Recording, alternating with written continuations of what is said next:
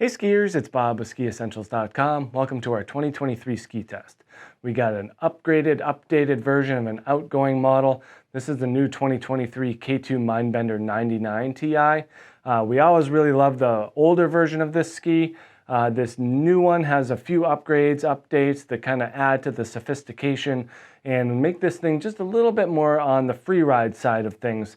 I feel like we always talked about the older 99 as one of the stronger, more stable carving skis in that width range, and those things carry through, but they've also made this thing a little bit more accessible. I would say better for softer snow, shorter turns, tree skiing, stuff like that, where I kind of felt like the outgoing version was just a little bit clunky in that regard. Didn't make it a bad ski, just wasn't quite as versatile in an all-mountain format as some of the competitors. I mean, when you're going up against something like an Enforcer 100, pretty rough competition. So I think they've done a really nice job with this new 99 Ti and kind of bridging that gap a little bit. Additionally, distancing itself a little bit from the new 89 Ti Mindbender, which went a little bit the other way to more on-trail, front side oriented. So a little bit more of a difference with this ski but then the 89, but not really as much of a difference between this ski and the outgoing version versus the 89 and the 90, which the 89 has replaced. So, you know, all that said, we are still dealing with an aspen wood core in this ski. The first upgrade we see is in that Titanal Y-beam, where they've really changed up the shaping a little bit of this metal laminate. It used to be, just kind of go straight through here on these arms that extended up the sides. And they used to go farther up. Now they're shortened a little bit, leaving more flexibility in the shovel here. And then they've widened them at the very ends here. So these arms of metal that extend up over the edges, there's more metal kind of in this forebody area, a little bit thinner here towards the binding. This really allows that ski to articulate, so that downhill edge is going to stay firmly rooted on the snow, while this upper arm will be able to, kind of go along with the contours of the snow, really add to that free ride capability of the ski. And then by ending the metal a little bit lower than it used to be, we do just get that slight more flex in the shovel, allowing for better soft snow performance. Full width metal underfoot, and then we get that tapering to a central spine here.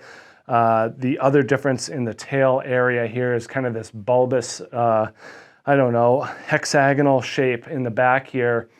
So extending that metal out towards the edges here gives this ski just a little bit more dampness and power without being too rugged or too burly. We don't want that, or at least K2 doesn't want that full metal going all the way through the back. So having that partial laminate increases that stiffness and dampness without making the ski too rugged and too burly.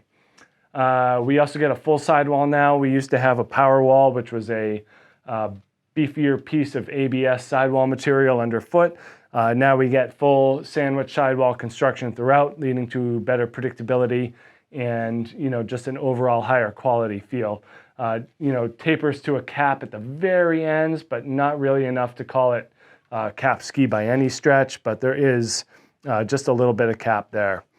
We do see a difference in the rocker profile as well, especially in the tail where it's a little bit longer and lower than what we saw in the past, and that's going to give this ski a smoother overall performance.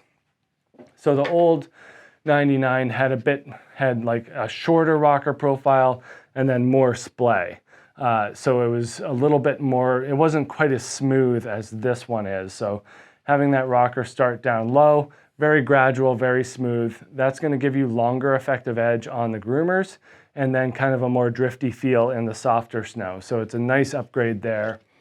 Not a whole lot of difference in the tip rocker here. I would say this is very width appropriate.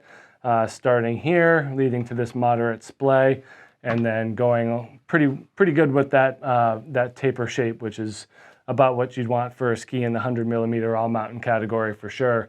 Not too drifty, not too crazy, but also good at holding on tight to firm snow, because that's a big part of this ski and definitely a big part of what it used to be. Very happy to see that carry forward into this year. as well as bringing a little bit more of that free ride influence into the mix. But awesome job by K2 at revamping this ski. I think this is going to, be more appealing to the skier that was on the fence about the outgoing 99 Ti. Definitely, this is a kick in the right direction here. So make sure to check this ski out here at skiessentials.com, and we will see you out there on the hill. Bye.